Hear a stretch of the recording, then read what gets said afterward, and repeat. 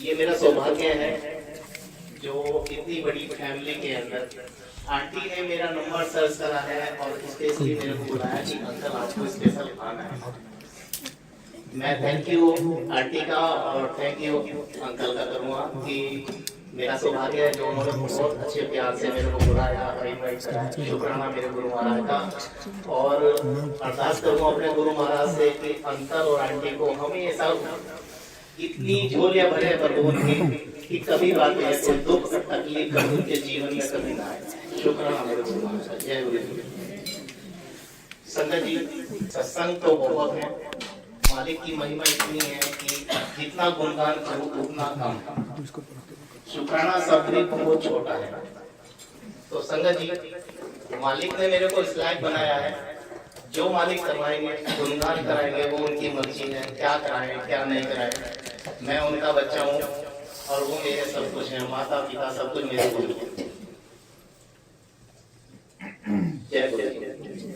संगत जी, एक सत्संग सुनाना चाहता हूँ आपको। जो जल प्रसाद आप लोगों को मिलता है, ये जल प्रसाद ये नॉर्मल जल नहीं है।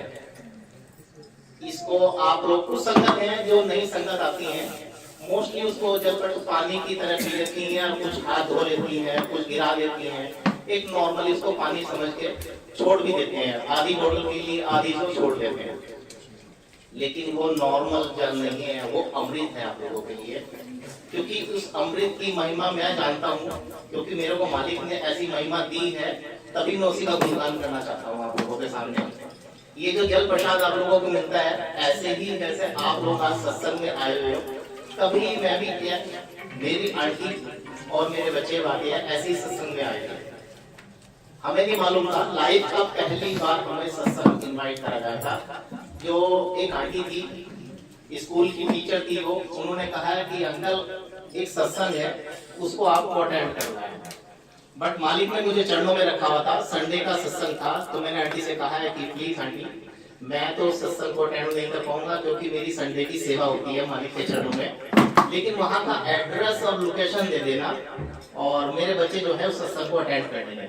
पहली बार मेरी आंटी और मेरे जो बच्चे थे वो सत्संग में अटेंड करने के लिए तैयार हो गए। फ्राइडे का दिन था जिस दिन मुझे आंटी ने बताया था।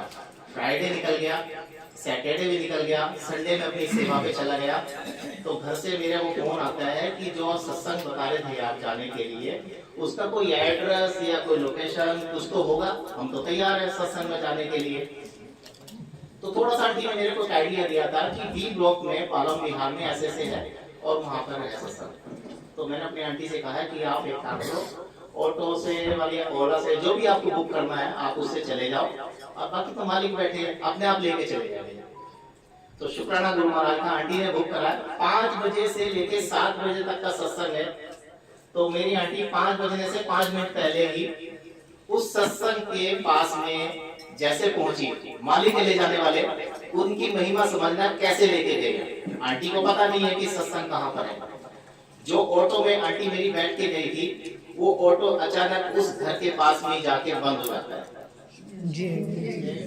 तो आंटी उतरती है तो ऑटो वाला कहता है कि आंटी आपकी जो एड्रेस जो आपने बुक करा है वो 100 से 150 मीटर आगे की लोकेशन है, तो प्लीज आप यहाँ से वॉकिंग करके जा सकते हो। तो मेरी आंटी ने कहा ठीक है भैया आप यहीं उतार दो।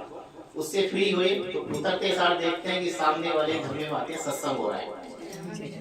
तो मालिक वहां पकड़ के अपने आप सत्संग में लेके आ गया। तो जैसे आप लोगों को जल प्रसाद लंगर प्रसाद जो भी मिलता है वो भी मेरी आंटी को भी ऐसे ही मिला। सब उन्होंने लंगर प्रसाद सब कुछ अपना ग्रहण करा। जो जल प्रसाद है वो आंटी ने मेरी आधा पिया और आधा पीने के बाद गुरु महाराज से इजाजत ली कि मालिक ये आधा प्रसाद मैं अपने अंकल के लेके जा रही हूँ। उन्होंने आधी बोतल को लॉक करा अपने पास में रख लिया। सत्संग से जैसे चलने लगे तो अचानक बेटे की नजर पड़ जाती है जल प्रसाद पे। तो आंटी अपनी मम्मा से कहता है कि मम्मा आपकी बोतल के अंदर देखो क्या है। उस बोतल के अंदर गेंदे का फूल। वो गेंदे का फूल सन 2022 का सत्संग सुना रहा हूँ आप लोगों को। ये सन 2022 से लेके आज समझ लो कितने साल हो गए, आप भी आइडिया लगा सकते हो। किसी फ्लावर को किसी पानी के अंदर अगर डाल दो तो 3 डेज या 1 वीक के अंदर वो मेल्ट हो जाएगा। सन 2022 से लेके आज तक वो फ्लावर बिल्कुल ऐसे लगता है शायद अभी रिसेंटली फ्रेश डाला उसके अंदर। तो शुक्राना गुरु महाराज का। ये मेरा ये सत्संग सुनाने का रीजन ये है कि आप लोगों को ये जो जल प्रसाद मिल रहा है ना, इसको बिल्कुल भी नॉर्मल मत समझना। एक एक बूंद वो मालिक जानते हैं आपको क्या ब्लेसिंग दे रहे हैं क्या नहीं, वो आप भी नहीं जानते, मैं भी नहीं जानता, बट मालिक ने मेरे को गुणगान करने के लिए खड़ा करा है। तो एक महत्व है कि आप लोगों को ब्लेसिंग मिल रही है तो उसको प्यार से अच्छी तरह से ग्रहण करें। जय गुरु।